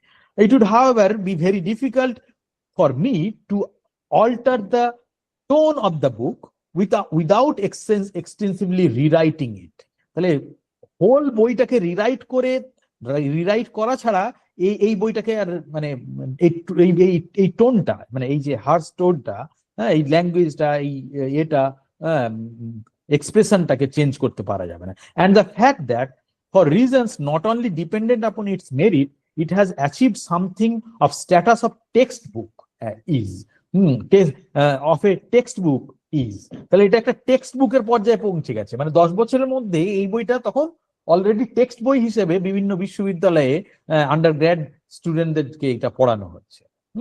লজিক্যাল পজিটিভিজম, যেহেতু সেই সময় তো লজিক্যাল পজিটিভিজম তো কারেন্ট ফিলোসফি না, সেই জন্য এই বইটাকে বেছে নেওয়া হচ্ছে। I hope a sufficient justification for reprinting at it as it stands, মানে যেমনই আছে ঠিক তেমনই ভাবে রিপ্রিন্ট করা হচ্ছে। যেহেতু এটা টেক্সট বই হিসেবে পঠিত হচ্ছে, তাই এটাকে আর রিরাইট আমি করতে চাচ্ছি না। It has achieved something of a status of textbook, যেটা আমরা বললাম। At the same time, there are a number of points that seem to me call for some further explanation. তাহলে এই একই সাথে সাথে কিছু পয়েন্টগুলো নিয়ে আরো বেশি এক্সপ্লেনেশন করার প্রয়োজন আছে, কিছু কিছু সমালোচনা উত্থাপিত হয়েছে যেগুলো তিনি উত্তর দিতে চাইছেন। And I shall accordingly devote to reminder of this new introduction to commenting briefly upon them. ওই যে কিছু সমালোচনার উত্তর দিচ্ছেন, কিছু রিরাইট করতে চেয়েছেন, কিছু নতুন এক্সপ্লেনেশন দিতে চাইছেন, সেটার জন্যই তিনি এই ইন্ট্রোডাকশনটা লিখছেন। যাই হোক, যেটা আমরা আলোচনা করব, the principal of verification is suppose to furnish a criterion by which it can be determine whether or not a sentence is literally meaningful. তাহলে প্রিন্সিপাল অফ ভেরিফিকেশনটা কেন দেওয়া হচ্ছে? একটা সেন্টেন্স লিটারালি মিনিংফুল কিনা, এখানে মাথায় রাখতে হবে। এই যে টার্মিনোলজি গুলো ব্যবহার করছেন, সে অ্যানালিটিক ফিলোসফি কিন্তু এই টার্ম গুলো খুবই ইম্পর্টেন্ট। এখানে কিন্তু উনি বললেন the principal of verification is suppose to furnish করা হয়েছিল কিসের জন্য? A criterion by which it can be determined whether or not a sentence is literally meaningful, কোন একটা সেন্টেন্স মিনিংফুল কিনা। এখানে এখনো পর্যন্ত সেন্টেন্স কথাটা ব্যবহার করা হয়েছে। A simple way to formulate it would be to say the sentence had literal meaning if and only if the proposition it expressed was either analytic or empirically verifiable, যেটা আমরা শুরুর দিকে বললাম। তাহলে সেন্টেন্স মিনিংফুল হবে কখন? একটা simple ওয়েতে তিনি বলে দিলেন যে এই যে প্রপোজিশনটা এই সেন্টেন্স এক্সপ্রেস করে সেটা আইদার অ্যানালিটিক হবে অথবা এম্পিরিক্যালি ভেরিফায়েবল হবে। এরপরেই তিনি দেখাবেন যে এখন কোন সেন্টেন্স যদি অ্যানালিটিকও মানে কোনো প্রপোজিশনই এক্সপ্রেস না করে তাহলে সেক্ষেত্রে কি হবে, মানে যেটা জটিল আর্গুমেন্টে যেটা আমরা আলোচনা করলাম। যাই হোক, এই জায়গাটা আমি স্কিপ করে যেতে বলছি। হ্যাঁ, আমরা এই জায়গাটায় আসবো। এখানে বলছেন যে এই পুটেটিভ প্রপোজিশনের কথা বলছেন। হ্যাঁ, আমি চলে যাচ্ছি কটা লাইন ছেড়ে দিয়ে। আসলে পেজিনেশনটা আলাদা হয়ে যাচ্ছে, তো আমার এখানে 8 নাম্বার পেজ, আপনাদের ওখানে অন্য পেজ হতে পারে। ডোভারের এডিশনটা একটু আলাদা এডিশন, ওটা আরো আগে থাকতে পারে। Accordingly, if the principle of verification were formulated in this way, it might be argued not only that it was incomplete as a criterion of meaning, since it would not cover the case of sentences which did not express any proposition at all. তাহলে যে sentence গুলো কোনো proposition express করে না, অর্থাৎ meaningless sentence হলে তো কোনো প্রপোজিশন এক্সপ্রেস করবে না, তাহলে সেই সেন্টেন্সের ক্ষেত্রে এই ক্রাইটেরিয়াটা অ্যাপ্লাই করা যাবে না। কেননা শুরুতে বলা হলো যে একটা সেন্টেন্স যে প্রপোজিশনকে এক্সপ্রেস করে সেই প্রপোজিশন যদি অ্যানালিটিক হয় অথবা এম্পিরিক্যালি ভেরিফায়েবল হয় তাহলে সেটা মিনিংফুল হবে। কিন্তু সেন্টেন্স যদি প্রপোজিশনকেই এক্সপ্রেস না করে তাহলে তার অ্যানালিটিসিটি বা এম্পিরিক্যাল ভেরিফায়াবিলিটির প্রশ্নই আসছে না। তাহলে সেই সেন্টেন্সের ক্ষেত্রে এই ক্রাইটেরিয়াই অ্যাপ্লাই করা যাচ্ছে না, তাহলে এই ক্রাইটেরিয়াটাই ইনকমপ্লিট হয়ে গেল। এইরকম একটা অ্যান্টিসিপেট করছেন তিনি সমালোচনা অ্যান্টিসিপেট করছেন। তো সেই জন্য তিনি নতুন একটা টার্ম ইউজ করলেন। এখানে আপনারা দেখুন কোটেশনের মধ্যে রয়েছে, একটুখানি খুঁজে নিন। কোথায় গেল? It will be seen that when I introduce the principle in this book, I try to avoid this difficulty by speaking of putative proposition. তাহলে এই ডিফিকাল্টিটাকে তিনি আগেই অ্যান্টিসিপেট করেছিলেন এবং সেই জন্য তিনি ওই পুটেটিভ প্রপোজিশনটাকে এক্সপ্রেস করেন। যেমন আমি যেটা বললাম যে অভিপ্রেত বচন, হ্যাঁ, not of and of the proposition which a sentence purports to express, যেটা intends to express, একটা সেন্টেন্স যে প্রপোজিশনকে ইন্টেন্ড করছে এক্সপ্রেস করতে। But this device is not satisfactory. এই যে ডিভাইসটা দেওয়া হলো, এই পারপোর্ট টু সেন্টেন্স, এই বা পুটেটিভ প্রপোজিশন, এই যে টার্মিনোলজিটাকে ব্যবহার করা হলো, এই যে ডিভাইসটাকে ইন্ট্রোডিউস করা হলো, এই ডিভাইসটা স্যাটিসফ্যাক্টরি নেই। কারণ যুক্তি দিচ্ছেন, in the first place the use of word like putative and purport seems bring in psychological consideration into which I do not wish to enter. তাহলে এই যে putative proposition intended, purport করা মানে হচ্ছে ইন্টেন্ড করা, এই ইন্টেন্ডিং করা বা অভিপ্রেত হওয়া, হ্যাঁ, এই যে এগুলো হচ্ছে অভিপ্রায়, সাইকোলজিক্যাল কন্ডিশন, সাইকোলজিক্যাল স্টেট। তো এই সাইকোলজিক্যাল স্টেটের মধ্যে আমি বাবা যেতে চাচ্ছি না। ইয়ার বলছেন যে আমি এই ঝামেলার মধ্যে যেতে যাচ্ছি না, কারণ সেখানে গেলে আবার অন্য ঝামেলা জড়িয়ে যাবো। I want to confine myself within the periphery of logical আলোচনা, ল্যাঙ্গুয়েজের আলোচনার মধ্যে থাকতে যাচ্ছে, তিনি সাইকোলজির আলোচনার মধ্যে যেতে যাচ্ছেন। তো এই কারণে তিনি প্রথম কথা এটা রিজেক্ট করলেন।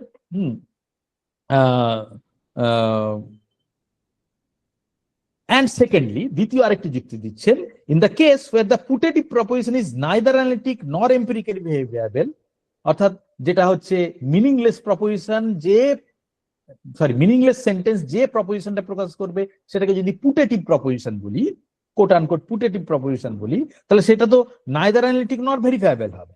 হ্যাঁ, সেই ক্ষেত্রে there would according to this way of speaking appear to be nothing that a sentence in question could properly be said to express. সেইখানে কিন্তু কোন রকম কিছু এক্সপ্রেস করতেই পারছে না, মানে সেন্টেন্সটা কোনো কিছুই এক্সপ্রেস করছে না, মানে ওই পুটেটিভ প্রপোজিশন বলতে যেটা বলছি সেটা অ্যাকচুয়ালি ভ্যাকুয়াস হয়ে যাচ্ছে, সেখানে কিছুই থাকছে না। হ্যাঁ, কিছুই ইন্টেন্ট মানে সেটা ভেরিফায়েবলও হচ্ছে না, সেটা অ্যানালিটিকও হচ্ছে না, সুতরাং কিছুই এক্সপ্রেস করছে না। তাহলে পুটেটিভ প্রপোজিশন যেটা বলছি সেটা গেল কোথায়, সেরকম কিছু থাকছে না। তাহলে মিনিংলেস বাক্যের ক্ষেত্রে কিন্তু এই ধরনের সমস্যা দেখা দিচ্ছে। তো এই দুটো কারণে তিনি এই ধরনের যে পুটেটিভ প্রপোজিশনের যে এটা ছিল সেটাকে তিনি রিজেক্ট করছেন সেকেন্ড এডিশনে গিয়ে। যাই হোক, this is however no more than a terminological difficulty. পরের প্যারাতে যাচ্ছি। And there are various ways in which it might be made. হ্যাঁ, এবং বিভিন্ন ভাবে আমরা এই সমস্যার সমাধান করতে পারি। We can tackle the issue in various ways. এর মধ্যে তিনি দুটো তিনটে অল্টারনেটিভ ওয়েজ বলেছেন। হ্যাঁ, এবং তিনি শেষে যে অল্টারনেটিভটা বলছেন সেটাতে আমরা আলোচনা করলাম, যে যেখানে সেন্টেন্স, স্টেটমেন্ট আর প্রপোজিশনের মধ্যে পার্থক্য করছে। হ্যাঁ,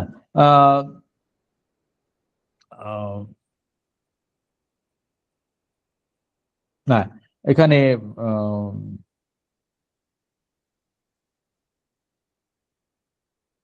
আচ্ছা, এই second way, first way, second way, third ওয়েটাকে তিনি এবার করছেন। আমি পরের একদম দুটো তিনটে para, second way of meeting our original difficulty would be to extend the use of word proposition বলে এই যে প্যারাটা আছে সেটা অলরেডি আমি বলেছি, আলোচনা করছি, ওইটা স্কিপ করে যাচ্ছি। যেটা সলিউশন, অরিজিনাল সলিউশন, সেটাতে আমি যাচ্ছি। এটা আপনারা খুঁজে পেয়েছেন বোধহয়। The solution that I prefer is to introduce a new technical term. পেয়েছেন? নতুন একটা প্যারা শুরু হলো। The solution that I prefer is to introduce a new technical term. পেয়েছেন আপনারা? তাহলে একটা নতুন টেকনিক্যাল টার্ম তিনি ইন্ট্রোডিউস করছেন। হ্যাঁ, and for this purpose I shall take use of the familiar word statement. Statement টার্মটা অলরেডি তখন ফ্যামিলিয়ার, পরিচিত, সেইটাকে তিনি টেকনিক্যালি সেন্সে ইউজ করছেন। though I shall perhaps be using it in a slightly unfamiliar sense. একটু টেকনিক্যাল সেন্সে তিনি ইউজ করেন। যদিও স্টেটমেন্ট কথাটা খুব ফ্যামিলিয়ার, কিন্তু তিনি আনফ্যামিলিয়ার সেন্সেই ইউজ করছেন, একটু টেকনিক্যাল সেন্সে ইউজ করছেন। Thus I propose that any form of words that is grammatically significant shall be held to constitute a sentence. তাহলে সেন্টেন্স বলতে তিনি কি বোঝাচ্ছেন? গ্রামাটিক্যালি ওয়েল ফর্মড একটা ফর্মুলা, একটা grammatically well formed group of words, সেটাই হচ্ছে সেন্টেন্স। হ্যাঁ, and that every indicative sentence, যে কোনো indicative sentence, whether it is literally meaningful or not, সেটা লিটারালি মিনিংফুল হোক বা না হোক, যে কোনো indicative sentence shall be regarded as expressing a statement. তাহলে সেই ইন্ডিকেটিভ সেন্টেন্স কিন্তু একটা স্টেটমেন্টকে প্রকাশ করে। হ্যাঁ, তাহলে সেন্টেন্স মানে অবশ্যই সেখানে আমরা ইন্ডিকেটিভ সেন্টেন্স নিয়ে আলোচনা করছি। সেন্টেন্স, সেটা ইন্ডিকেটিভ সেন্টেন্স, সেটা একটা কিছুকে প্রকাশ করছে। হ্যাঁ, সেটা মিনিংফুল হোক বা মিনিংলেস হোক, সেটা যেটা প্রকাশ করছে সেটাকে তিনি বলছেন statement. Furthermore, any two sentences which are mutually translatable will be said to express the same statement. তাহলে দুটো, এখানে আরো ডিফিকাল্টি তিনি কমিয়ে দিচ্ছেন। তাহলে ভেরিফায়াবিলিটি ক্রাইটেরিয়া যদি আমরা একটা ল্যাঙ্গুয়েজে টেস্ট করি, তাহলে সেটাকে ট্রান্সলেট করে আমরা অন্য ল্যাঙ্গুয়েজের ক্ষেত্রেও সেটাকে অ্যাপ্লাই করতে পারি। তাহলে দুটো মিউচুয়ালি ট্রান্সলেটেবল সেন্টেন্স আছে। হ্যাঁ, মানে এস রেইনেন আর ইট ইজ রেইনিং। হ্যাঁ, এই যে দুটো বাক্য, একটা জার্মান ডয়েচ ল্যাঙ্গুয়েজে আর একটা হচ্ছে ইংলিশ ল্যাঙ্গুয়েজে, এই দুটি বাক্য মিউচুয়ালি ট্রান্সলেটেবল, মানে একটাকে ট্রান্সলেট করলে আর একটাকে পাওয়া যায়। তো এইরকম দুটি সেন্টেন্স যেটা এক্সপ্রেস করে, একই জিনিস এক্সপ্রেস করে, সেটা হচ্ছে একই স্টেটমেন্ট এক্সপ্রেস করে, সেটা একই স্টেটমেন্ট হবে না, যেটা এক্সপ্রেস করে সেটা একই স্টেটমেন্ট হবে। এটা বললেন। হ্যাঁ, the word proposition on the other hand, তাহলে প্রপোজিশনটাকে আরো টেকনিক্যাল সেন্সে তিনি ব্যবহার করেছেন। The word proposition on the other hand will be reserved for what is expressed by sentence which are literally meaningful, যেটা আমরা বললাম। তাহলে যে ওয়ার্ড প্রপোজিশন বলতে কি বোঝানো হচ্ছে, স্টেটমেন্ট যখন মিনিংফুল হবে তখন সেটা লিটারেলি মিনিংফুল হবে, তখনই সেটা প্রপোজিশন হবে। Thus a class of proposition becomes in this usage a subclass of the class of statements. তাহলে আমরা যদি মানে ক্লাস দিয়ে বোঝানোর চেষ্টা করি, তাহলে সেন্টেন্স যদি একটা ক্লাস হয়, তার মধ্যে একটা সাব ক্লাস হচ্ছে স্টেটমেন্ট। কেন সব সেন্টেন্স আবার স্টেটমেন্ট প্রকাশ করে না, কিন্তু মাথায় রাখতে হবে এখানে আমরা যেটা পড়লাম যে ইন্ডিকেটিভ সেন্টেন্স গুলো যেগুলো এক্সপ্রেস করে সেগুলো হচ্ছে স্টেটমেন্ট, এবং সেই স্টেটমেন্ট ক্লাসের মধ্যে আরেকটা সাব ক্লাস হচ্ছে প্রপোজিশন। কেননা যে স্টেটমেন্ট গুলো মিনিংলেস, হ্যাঁ, মানে অ্যানালিটিকও নয়, এম্পিরিক্যালি ভেরিফায়েবলও নয়, সেই মিনিংলেস স্টেটমেন্ট গুলো কিন্তু আবার প্রপোজিশন হচ্ছে না। শুধু মিনিংফুল স্টেটমেন্ট গুলোই কিন্তু প্রপোজিশন হচ্ছে। তো এইরকম ভাবে আমাদের বুঝে নিতে হবে। যাই হোক, এইভাবে তিনি সেন্টেন্স, স্টেটমেন্ট আর প্রপোজিশনের পার্থক্য করেছেন, এবং এখন আমরা বুঝতে পারছি যে ভেরিফায়াবিলিটি ক্রাইটেরিয়াটাকে আমরা কোথায় অ্যাপ্লাই করব। সেন্টেন্স মিনিংফুল হবে যদি ওই সেন্টেন্সটা যে স্টেটমেন্টকে প্রকাশ করছে সেইটা ভেরিফায়েবল হয়। হ্যাঁ, তাহলে স্টেটমেন্টকে আমরা ভেরিফায়েবল করব, করে যদি সেটা ভেরিফায়েবল হয় তাহলে সেই স্টেটমেন্টটা হয়ে যাবে প্রপোজিশন, আর যদি স্টেটমেন্টটা ভেরিফায়েবল না হয় তাহলে সেটা প্রপোজিশন এক্সপ্রেস করলো না, সেই সেন্টেন্সটা ইউজ করে আমরা কোনো প্রপোজিশন পাবো না। আপাতত এইটুকুই থাক। আচ্ছা, এরপরে আমি একটুখানি আলোচনা করে দিই স্ট্রংলি ভেরিফায়েবল, উইকলি ভেরিফায়েবলটা আলোচনা করে তারপরে আমরা প্রশ্ন নেব বা আলোচনার দিকে যাব। ছোট করে শেষ করছি। স্ট্রংলি ভেরিফায়েবল, তাহলে আমরা দেখলাম যে এর যেভাবে এম্পিরিক্যাল বচনগুলোকে যেভাবে ব্যাখ্যা করেছেন, যে মোস্ট অফ অল, মানে almost all of our empirical proposition আর এম্পিরিক্যাল হাইপোথিসিস, যদি আমাদের বেশিরভাগ বচন অভিজ্ঞতা ভিত্তিক বচন, যদি অভিজ্ঞতা ভিত্তিক প্রকল্প হয়, এবং প্রকল্প মাত্রেই আমরা দেখলাম যে সেটাকে কখনোই আমরা সুনিশ্চিতভাবে অভিজ্ঞতায় প্রতিষ্ঠা করতে পারবো না বা অভিজ্ঞতায় নিশ্চিত করতে পারবো না, সেটা যদি হয়ে থাকে তাহলে তো স্ট্রংলি ভেরিফায়েবল বলে কিছু বচনই থাকলো না। এখন এই জায়গাটাই এয়ার বলছেন যে কিছু কিছু বচন আছে যেগুলো স্ট্রংলি ভেরিফায়েবল হয়, সেইগুলোকে এয়ার তার একটি আলোচনাতে এবং পরে তিনি এই গ্রন্থেও লিখেছেন, পরের গ্রন্থেও তিনি সেইগুলোকে স্বীকার করেছেন বেসিক প্রপোজিশন হচ্ছে। বেসিক প্রপোজিশন গুলো কি? বেসিক প্রপোজিশন হচ্ছে যে এমন একটা প্রপোজিশন যেগুলো অ্যাসার্ট করে বা যেগুলো সেই ধরনের অভিজ্ঞতাকে এক্সপ্রেস করে যেগুলো আমরা আমাদের অভিজ্ঞতায় সুনিশ্চিতভাবে প্রতিষ্ঠা করতে পারি।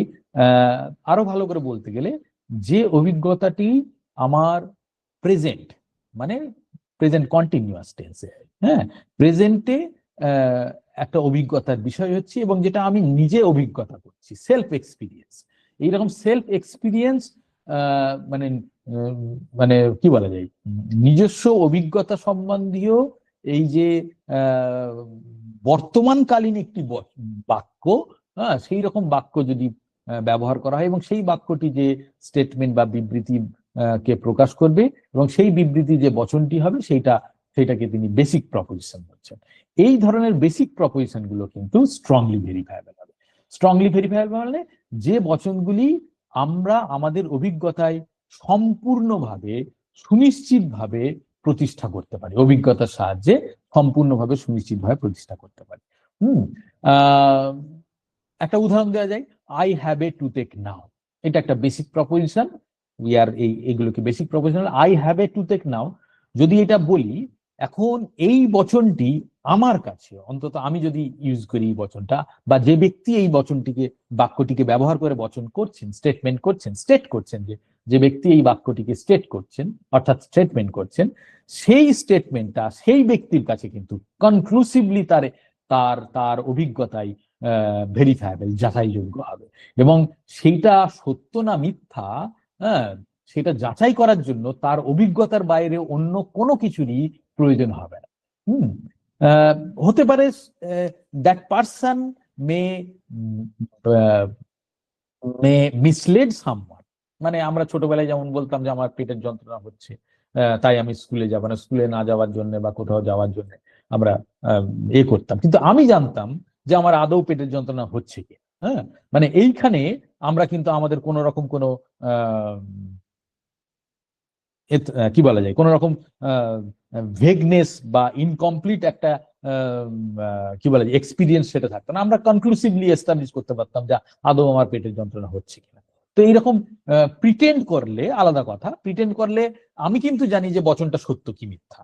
হ্যাঁ, ওটা অর্থাৎ বচনটা সত্যতা মিথ্যাটা সম্বন্ধে আমি অন্যকে মিস ইনফর্ম করতে পারি, প্রিটেন্ড করতে পারি, প্রিটেন্ড করে আমি অন্যকে মিসলিড করতে পারি, কিন্তু ভান করে আমি অন্যদেরকে মিসলিড করতে পারি, কিন্তু ওই বচনটি আমার অভিজ্ঞতায় সম্পূর্ণভাবে যাচাইযোগ্য।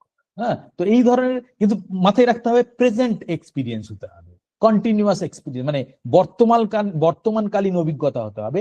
অতীতকালীন অভিজ্ঞতার ক্ষেত্রে তো একেবারে মানে ভবিষ্যৎকালীন অভিজ্ঞতা তো হবেই না, কিন্তু অতীতকালীন অভিজ্ঞতার ক্ষেত্রেও হবে না।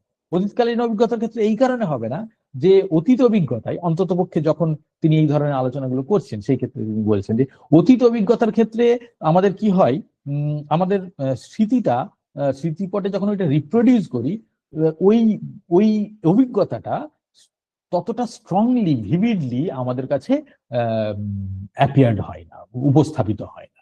মানে এখন এখন আশা করি কারোরই দাঁতের যন্ত্রণা হচ্ছে না, না হোক সেটাই আমি চাই মনে প্রাণে, কিন্তু কারোর কোনো না কোনো সময় দাঁতের যন্ত্রণা বা কানের যন্ত্রণা হয়েছে, এবং যখন হয় তখন প্রচন্ড যন্ত্রণা হয়, আনবিয়ারেবল পেন হয়, মানে অসহনীয় অসহ্যকর পেন হয়, মনে হয় যেন দাঁত কেটে ফেলে দিই, মানে যা ইচ্ছা তাই করি, কোনোভাবে যেন যন্ত্রণাটা কমে যায় এরকম মনে হয়। কিন্তু এখন বসে যদি আমরা সেই যন্ত্রণাটার কথা মনে করার চেষ্টা করি, আচ্ছা আমার যখন দাঁতের যন্ত্রণা ছিল আমার কি সত্যি এত এত জোরালো দাঁতের যন্ত্রণা হচ্ছিল, আমরা যখন মনে করার চেষ্টা করি তখন দেখবো যে না, বোধহয় আমার এত জোরালো দাঁতের যন্ত্রণা হচ্ছিল না। মানে ওই ওই যে ফিলিং অফ পেনটা কিন্তু ফেন্ট হয়ে যায়। তো এইরকম পাস্ট এক্সপিরিয়েন্সকে আমরা রিপ্রোডিউস করলে সেইটা কিন্তু এতটা স্ট্রংলি আমাদের কাছে ভেরিফায়েবল হতে পারে। তো এই জন্য স্ট্রংলি ভেরিফায়েবল অর্থাৎ বেসিক প্রপোজিশন যেগুলোকে তিনি বলছেন, সেই বেসিক প্রপোজিশন গুলো কিন্তু এই প্রেজেন্ট এক্সপিরিয়েন্স সম্বন্ধে হতে হবে, প্রেজেন্ট সেলফ এক্সপিরিয়েন্স, এবং সেটা সেই তার সম্বন্ধে যাবতীয় তথ্য আমাদের অভিজ্ঞতার মধ্যেই সীমাবদ্ধ থাকতে হবে। হ্যাঁ, তো যাই হোক এইরকম স্ট্রংলি ভেরিফায়েবল কিছু বচন আছে, সেটা ডিবেটেবল হতে পারে কিন্তু আছে। তাই তিনি যে এই যে বিভাগটা করলেন স্ট্রংলি ভেরিফায়েবল আর উইকলি ভেরিফায়েবল, উইকলি ভেরিফায়েবল বলতে তিনি বুঝিয়েছেন যেটা যেটা যে বচনের যাচাইযোগ্যতা আমরা অভিজ্ঞতায় বা যে বচনকে আমরা অভিজ্ঞতায় সম্পূর্ণভাবে বা কি বলা যায় সুপ্রতিষ্ঠিত কনক্লুসিভলি এস্টাবলিশ করতে পারি না, হ্যাঁ, কিন্তু এটাকে সম্ভাব্য বলে প্রমাণ করতে পারি।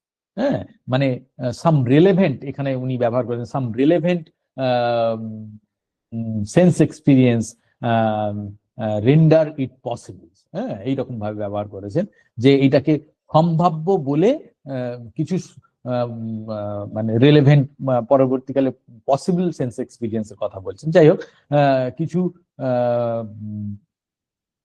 রিলেভেন্ট সেন্স এক্সপিরিয়েন্স এটাকে সম্ভাব্য বলে, বচনটিকে সম্ভাব্য যাচাইযোগ্য বলে প্রতিষ্ঠা করতে পারে, তখন সেই বচনটি হবে উইকলি ভেরিফায়েবল। তাহলে সেটাকে আমরা কনক্লুসিভলি এস্টাবলিশ করলাম না, সুনির্দিষ্টভাবে সত্য বলে প্রতিষ্ঠা করলাম না, কিন্তু সম্ভাব্য সত্য বলে যখন আমরা বচনকে প্রতিষ্ঠা করতে পারবো তখনই সেটা উইকলি ভেরিফায়েবল হয়ে যাবে। এখন দেখা যাক এই যে উইকলি ভেরিফায়েবল ক্রাইটেরিয়াটা ফর্মুলেট করে তিনি দেখিয়ে দিলেন যে আমাদের অভিজ্ঞতা ভিত্তিক যাবতীয় বচনগুলো, সেগুলো আমরা অভিজ্ঞতায় সম্পূর্ণভাবে একেবারে সুনির্দিষ্টভাবে সুনিশ্চিতভাবে প্রতিষ্ঠা করতে না পারলেও সেগুলো কিন্তু সম্ভাব্য বলে প্রমাণ করতে পারি। যেহেতু হাইপোথিসিসকে আমরা সম্ভাব্য বলে প্রমাণ করতে পারি, তাই সেগুলো ভেরিফায়েবল হয়ে গেল, এবং এইভাবে ভেরিফায়েবল হয়ে তারা মিনিংফুল হয়ে গেল এবং তাদের মানে ওই ক্রাইটেরিয়াটা ফুলফিল করলো এবং মিনিংফুল হয়ে গেল। এইভাবে আমরা এম্পিরিক্যাল বচনগুলিকে, সায়েন্সের বচনগুলিকে কিন্তু ভেরিফাইবেল, ইভেন ইউনিভার্সাল বচনগুলো যেগুলো স্লিকের ক্রাইটেরিয়াতে ভেরিফাইবেল দেখানো যাচ্ছিল না, সেইগুলো কিন্তু ভেরিফাইবেল হলো। তো এইভাবে তিনি প্রথমের দিকে স্ট্রংলি ভেরিফাইবেল, উইকলি ভেরিফাইবেল পার্থক্য করলেন, করে প্রথম ভার্সনটা দিলেন। কিন্তু পরবর্তীকালে এই ফার্স্ট ভার্সনে আবার আপত্তি উঠলো, সেকেন্ড ভার্সন দিলেন, সেকেন্ড ভার্সনে কিছু আপত্তি উঠলো, থার্ড ভার্সন দিলেন, ফাইনাল ভার্সন দিলেন। ফাইনাল ভার্সন দিয়ে তিনি ভাবলেন যে বোধহয় এরপরে আপত্তি আর উঠবে না, কিন্তু ফাইনাল ভার্সনে গিয়ে তিনি ডিরেক্টলি ভেরিফাইবেল, উইকলি ভেরিফাইবেলকে আবার দুটো ভাগে ভাগ করেছেন, ডিরেক্টলি ভেরিফাইবেল, ইনডিরেক্টলি ভেরিফাইবেল। সেই ডিরেক্টলি ভেরিফাইবেল, ইনডিরেক্টলি ভেরিফাইবেলটা একটু জটিল, আমরা নেক্সটের দিনে আলোচনা করব। এবং সেই আলোচনা করার পরে, মানে সেই ক্রাইটেরিয়া দেওয়ার পরে তিনি বোধহয় ভাবলেন, মানে এই ইন্ট্রোডাকশনেই তিনি সেটা উল্লেখ করেছেন, মানে উল্লেখ করেছেন বলতে এই ফর্মুলেশনটা, ফাইনাল ভার্সনটা দিয়েছেন, final version of his criterion দিয়েছেন। দেওয়ার পরে তিনি ভাবলেন বোধহয় এবারে ক্ষান্ত হলাম, এবারে বোধহয় আর কোনো সমালোচনা উঠবে না।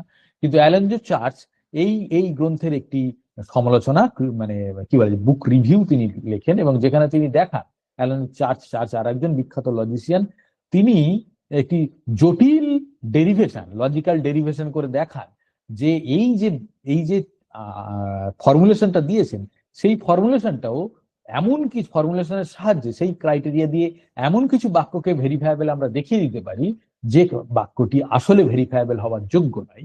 অর্থাৎ যেটা আসলে এক ধরনের একটা মেটাফিজিক্যাল বাক্যকেও আমরা এই ক্রাইটেরিয়া দিয়ে ভেরিফাইবেল দেখিয়ে দিতে পারি। অর্থাৎ একটা মিনিংলেস বাক্যকেও এই ক্রাইটেরিয়া দিয়ে আমরা মিনিংফুল, ভেরিফাইবেল দেখিয়ে মিনিংফুল দেখিয়ে দিতে পারি। সুতরাং এটা ওই অতিব্যক্তি দোষে দুষ্ট হচ্ছে। তো এই সমালোচনাগুলো আমরা আলোচনা করব। আমরা নেক্সট দিনে দুটো ভার্সন এবং পরে ফাইনাল ভার্সন দেখে নিয়ে চার্চ এবং হেম্পেলের যে আপত্তিগুলো রয়েছে সেগুলো একটুখানি দেখে নেব। যাই হোক, আজকে এই পর্যন্ত থাকলো।